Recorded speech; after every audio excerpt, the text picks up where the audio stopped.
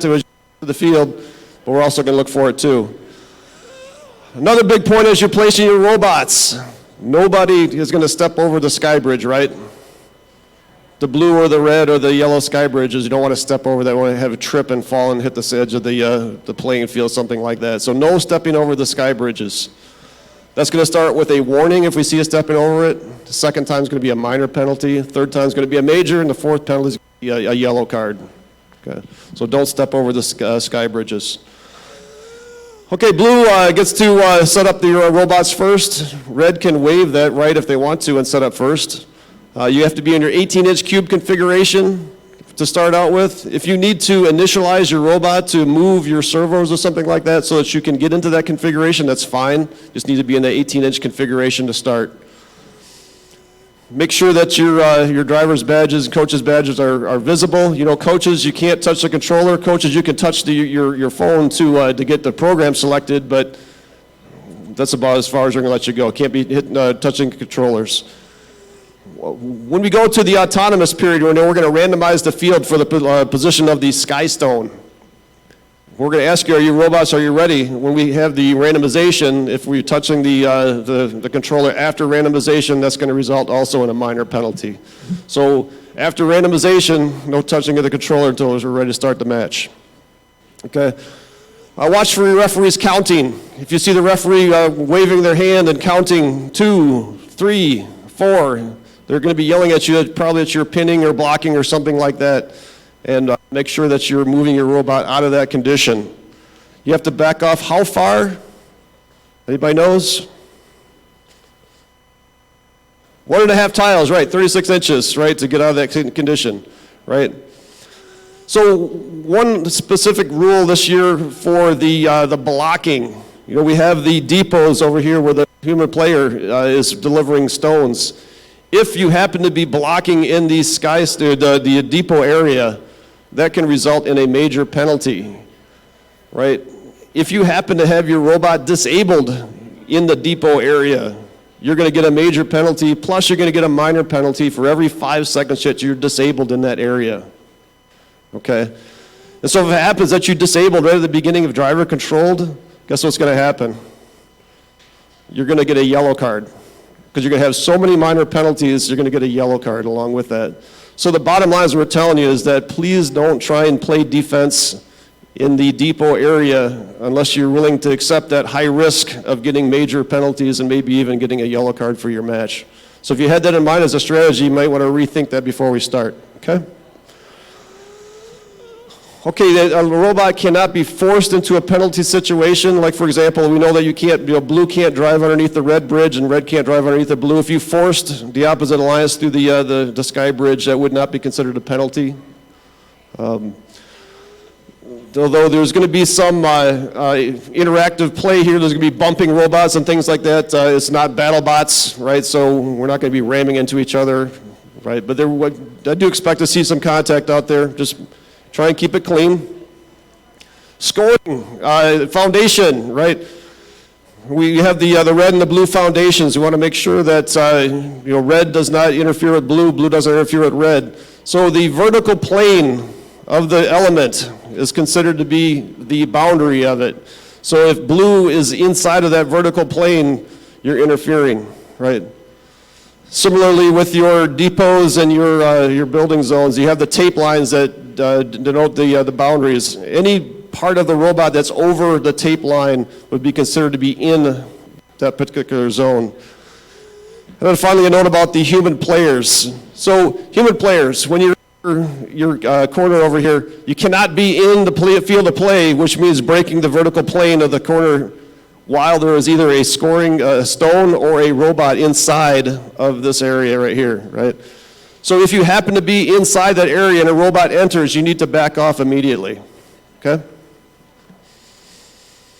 All right, where there's no video replay, no pictures. We can take, but I'm not going to take your phone and look at your video or your parents' video of the match and we rescore something like that. If you have a question, we have a question box where you're going to come up and ask your question. I'll answer all questions.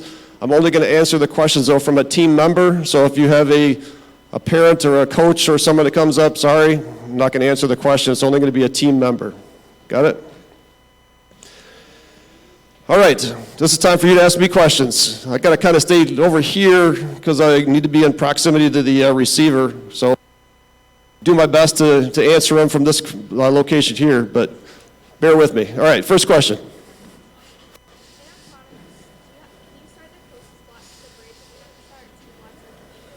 So in autonomous, can you start the closest block to the bridge? So the rule for autonomous, for placing the robot applies here. You have to be in contact with the wall, and you cannot be in a scoring position to start the match. Okay, does that answer your question? Okay.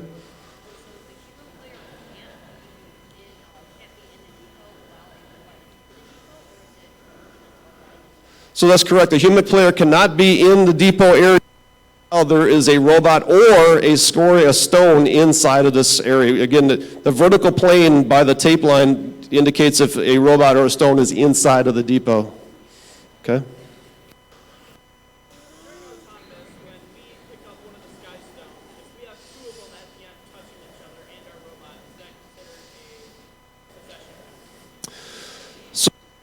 The question is if you have the two stones that are touching each other, so it depends on if your robot is controlling the stone or not. So if you are pushing the stone, just one stone, you happen to be touching another stone that is not being pushed, that would not be considered a penalty. But if you're pushing two stones simultaneously, yes, that would be a penalty. And by the way, sky stones and stones are considered the same for the purposes of possession. Okay?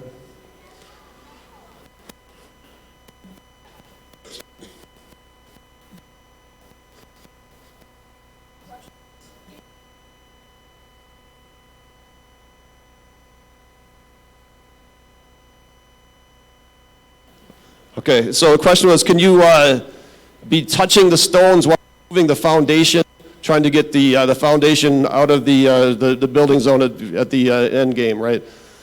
So yes, as long as you are not touching the stones when the expires, that would not be considered, it would still be considered a skyscraper. So however you plan on supporting the stones as you move the foundation, sounds like it's your strategy. Okay.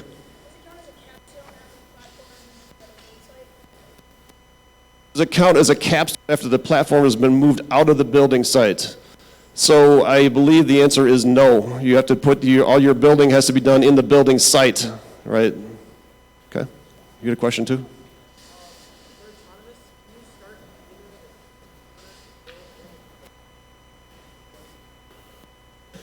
You cannot start in the opposite alliance's depot. So you cannot start in a scoring position, and you cannot start in a depot. Okay.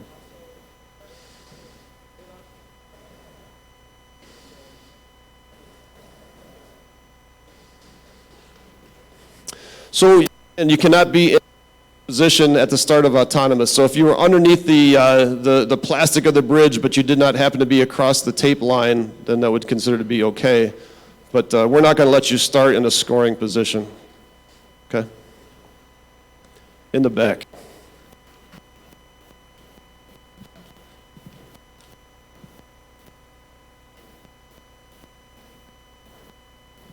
So you have to put the capstone on before you come out of the building site, yes. Other questions? Is that it? Okay, so that's good. Some good questions there. At this point, we're going to turn it back over to our MC, and we'll continue with the matches. Where'd our MC go?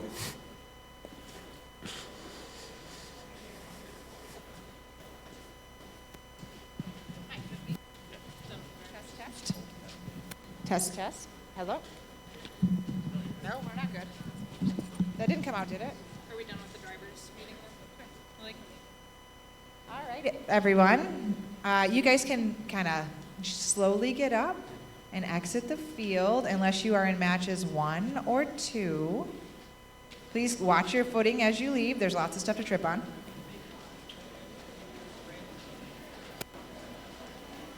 They need to go out. That takes them into the They need to come back in here. They can't go to the pits. Please go to the stands. Please go to the stands. Please go to the stands and not the pits. Make your way to the stands and not the pits. Do not go to the pits.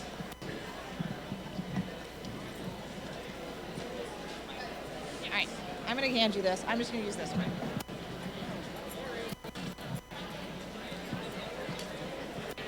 All right. So you all can stay. I need you all to sit because we have to do opening ceremonies.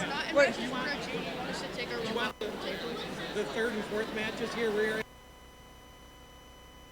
come back later I don't know where you're staging at. on the tables because Okay. That's not a. I don't know the answer to that. I don't know why you're out here. So yes. They have passed, so they're ready. Okay. I don't know what I That's good. take care of it. Yep, it is. Okay. So you guys. Which one's field one? I don't know. Okay.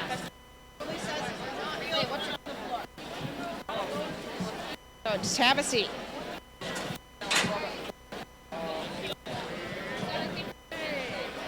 All right, fine.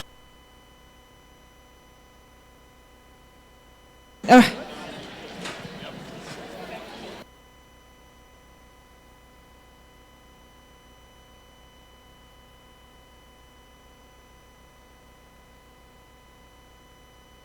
right, folks, let's get this show started. So if you could find your seats, we're going to start our opening ceremonies right now. If you can't see me, I'm all the way down here. So my name is Jamie Forbes. I am your event coordinator for today. And I just want to say welcome to Midland and Bullet Creek High School. We are so excited to have you for this competition.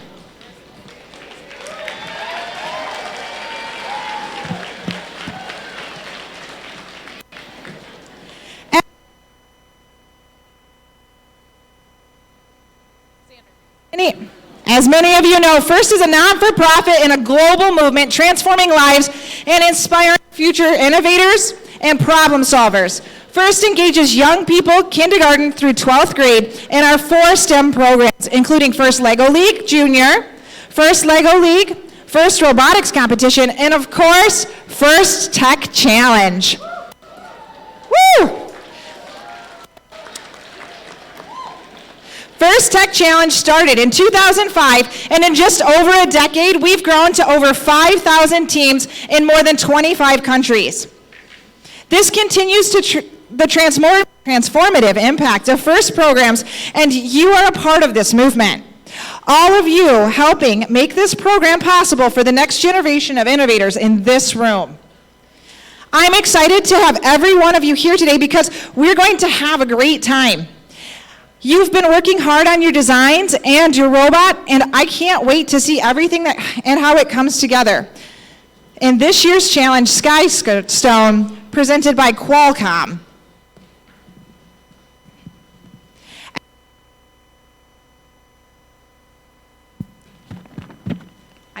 Can you hear me? Yeah, there it is. Sorry. As you know from tackling the challenge this year, STEM skills have never been so important in solving the issues facing the world today. The FIRST Tech Challenge is forming the leaders and innovators of tomorrow by getting kids involved in these disciplines early. But remember, FIRST doesn't end with high school. FIRST partners with nearly 200 colleges and universities who want FIRST participants and alumni and have made over $80 million in scholarships available. To learn more about scholarships, internships, and alumni opportunities, visit firstinspires.org/alumni. I want to take a moment to recognize and thank the parents, coaches, mentors, and volunteers who helped this event possible. We couldn't do this without you, so thank you so much.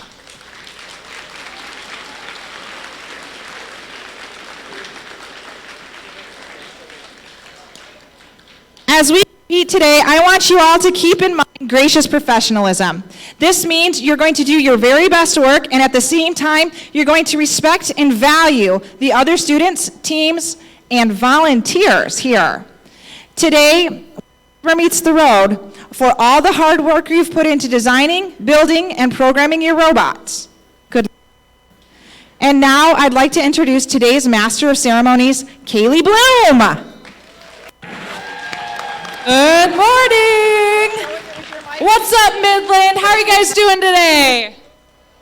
Inspections in the I think you can get louder. I know it's 10 a.m., but it's Saturday morning, and we are excited. Yeah, louder. Woo! Great. Thank you. We're going to keep that energy going all day, because the beautiful thing about First Tech Challenge, it's a day-long competition, and we're able to get this whole thing done in an entire day. From start to finish, we got our teams here, qualification matches, elimination rounds, and then the final awards ceremony later today. So it's exciting because this year, First Tech Challenge has partnered with Star Wars to present Sky Stone. And Sky Stone's presented by Qualcomm to help develop the innovation and game for tomorrow. So you all know a little bit about the game today, but just for our fans in the audience who don't have an idea of what this game looks like, what you'll be watching today, we're going to run the game video, that way you can take a look at it shortly.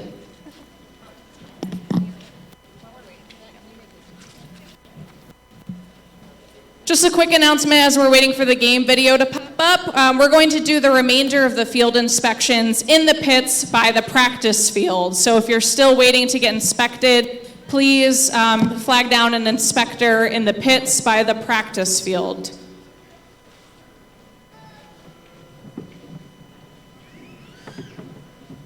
Okay, while we're waiting for this video, let's go ahead and introduce some of our amazing staff that made this event possible today. First and foremost, I'd like to introduce our judges.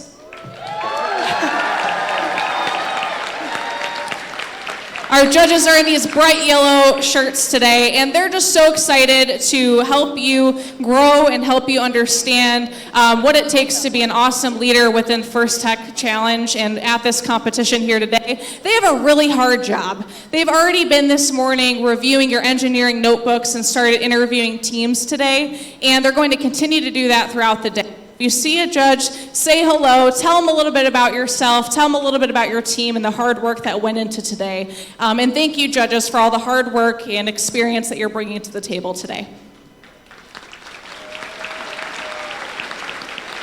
I'd also like to do a special shout out for our first technical field advisor, FTA. And I don't see him on the field currently, but that's okay. If you see him, he's wearing a bright blue sweatshirt with FTA on the back, and he's an awesome guy, and he's already helping us tons with trying to get some of this technological stuff working on today. He is responsible for understanding the robot control system, and he's going to make sure that our gameplay from start to finish goes smooth today and we stay on time. So thank you to our FTA, Anthony.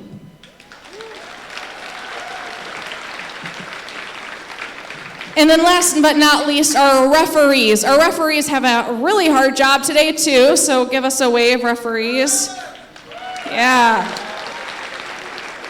Our referees are going to be the people who are able to focus and make sure the game is being played by the rules, the game is being played fairly, and they're going to help you do so today. So if you have a question about any gameplay, ask a referee and look for their support to help make sure that the game is played fairly and quickly too. So thank you, referees. All right, let's take a look at the game video. Turn your eyes to the screen.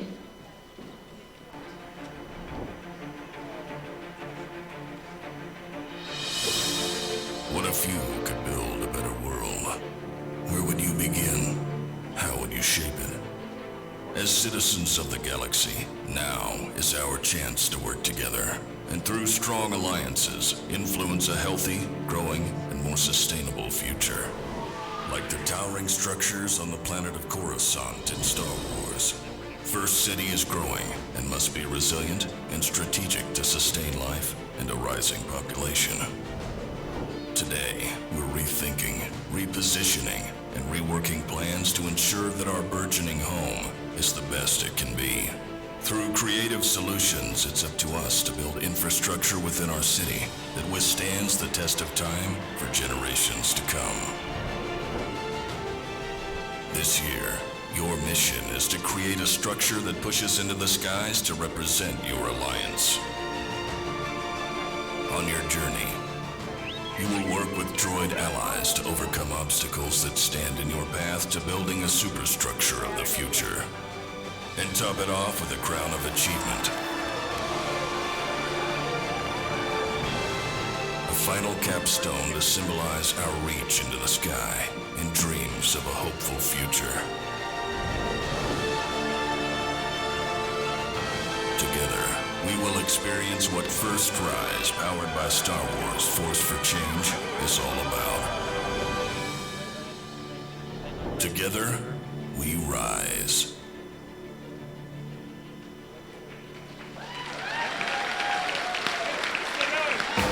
Awesome. Okay, so one other person, we're still going.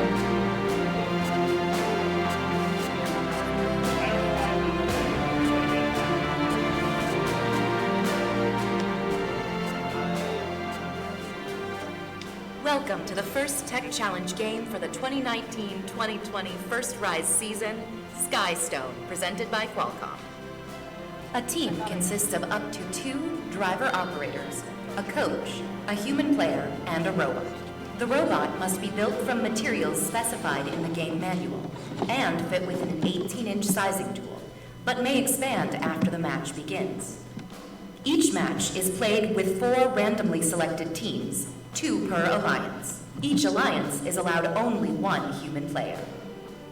Your opponents for one match may be your partners for another. The game is played on a 12-foot square playing field with a foam tile floor and 1-foot-high walls.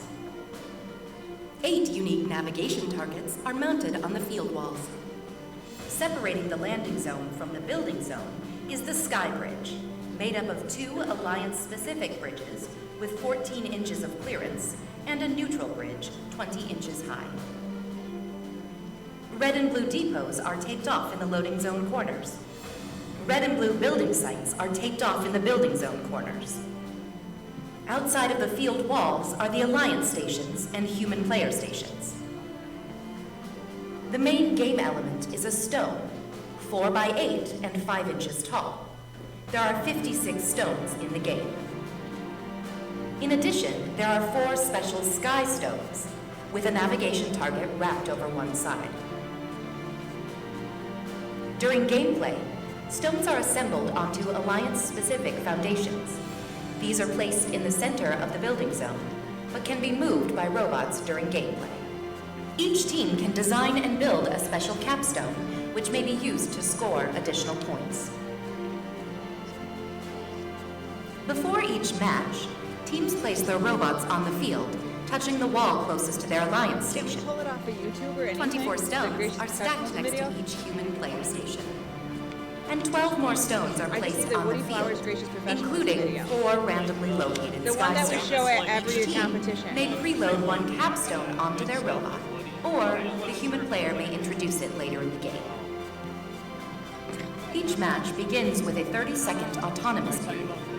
During this period, there are a number of ways for teams to score, using only pre-programmed instructions and sensor inputs. Repositioning a foundation to the building site will earn 10 points for the Alliance. An Alliance earns 2 points for each stone delivered to the building zone. Both the robot and stone must be completely in the building zone. A sky stone moved into the building zone earns 10 points, only if it is the first or second sky stone delivered. After that, sky stones are worth only 2 points. If a robot can park over the midfield tape, it will earn 5 points. And finally, each stone placed in the foundation earns 2 points. Following the autonomous period is the 2-minute driver-controlled period. There are a number of ways to score points. Each stone delivered completely through an Alliance's bridge earns 1 point. However, a stone delivered through the neutral bridge does not earn any points. Each stone placed on the foundation earns 1 point.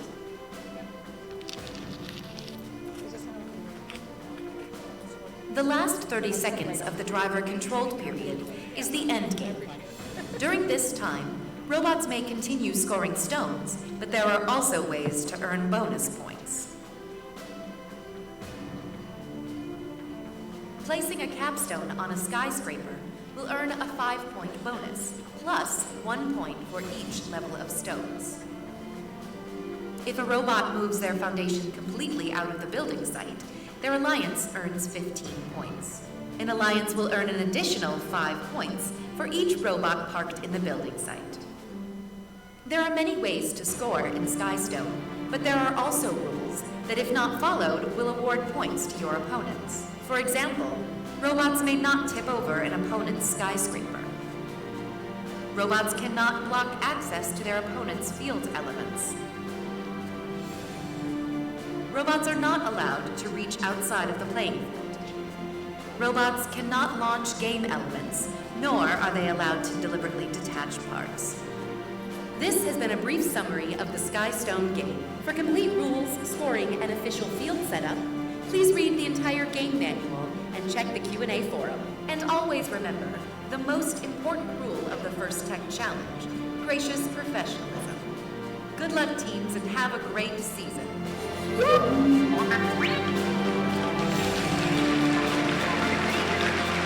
Awesome.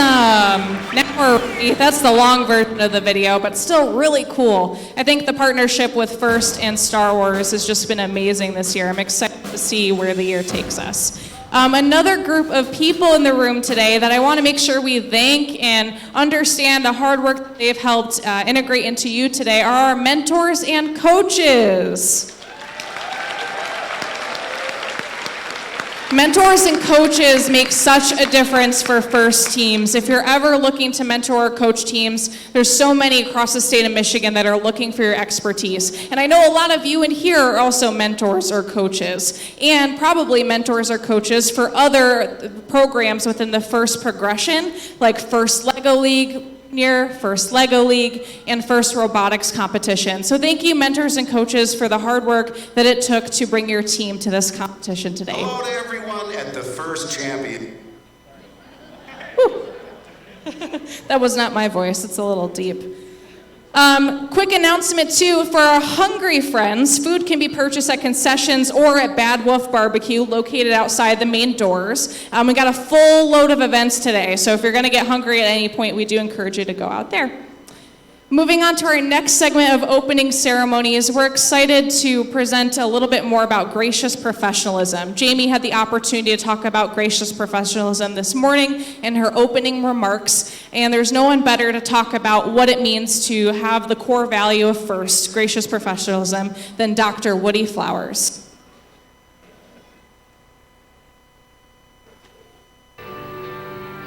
Hi. I'm Woody Flowers, and I've been part of First for a long time.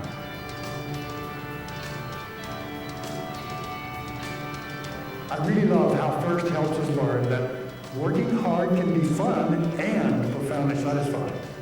In First, we do our best work while helping others and treating folks with respect and kindness. This ethos is something I like to call gracious professionalism.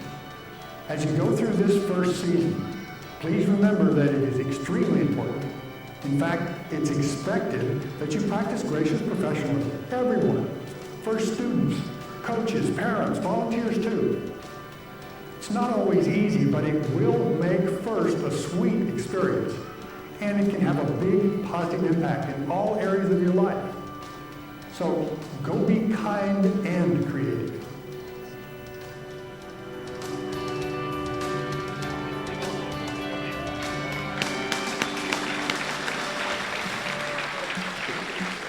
So some of you may know, Dr. Woody Flowers passed away a few weeks ago, and the legacy and impact that he's had with First as a whole, as a distinguished advisor and one of the major supporters of this program, First has definitely lost out on his legacy.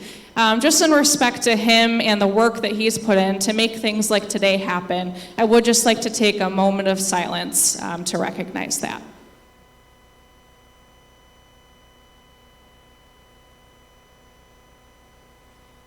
Thank you. So I do want to talk a little bit about the schedule today. It's going to be a quick one, but I promise it's going to be exciting. We're going to get started with our qualification matches here shortly. And from our qualification matches, teams are going to develop rankings in which later this afternoon we'll have the opportunity to select alliances for our elimination matches. That will take place later this afternoon. Following at the end of the elimination matches, we're going to crown the winner of the Midland First Tech Challenge qualifier for this week, and we'll also have our awards ceremony. With that being said, we're excited to get things started today, and so please rise for the playing of our national anthem.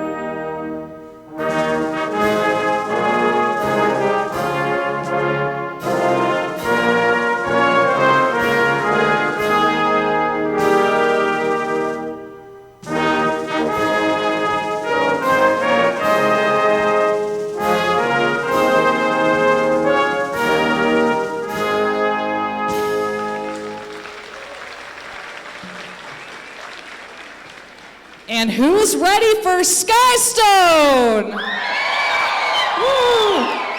I didn't mess it up this time. Skystone. Some of the other voices you'll be hearing today out on the field are our game announcers. On field number 1, we have Natalie Mayfield. Yeah, and field number 2, we have Xander Ritter. Okay, teams, for qualification match number 1, we're going to start getting ready in a few moments, and we'll get this puppy on the road. Thank you.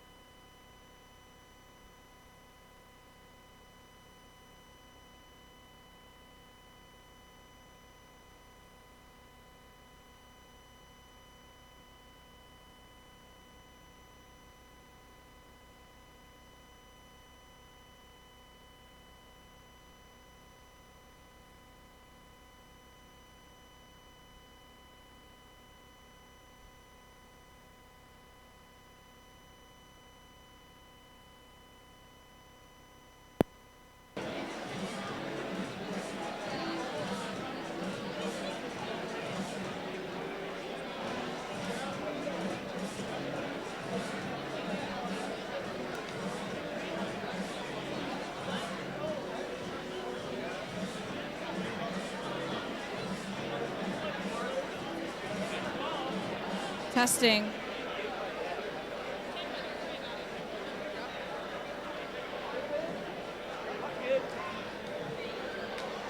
Hey, I got a question. Are you busy? Testing, testing, testing, Don't forget to drink testing. lots of water. Testing. Testing. Testing.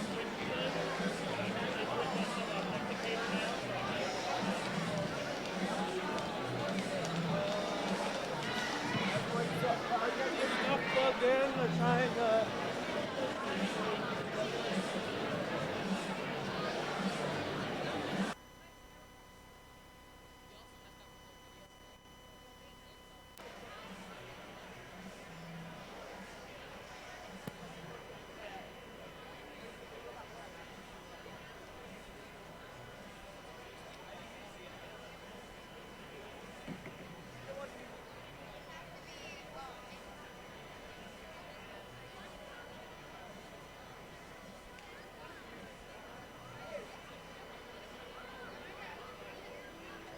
Testing, testing.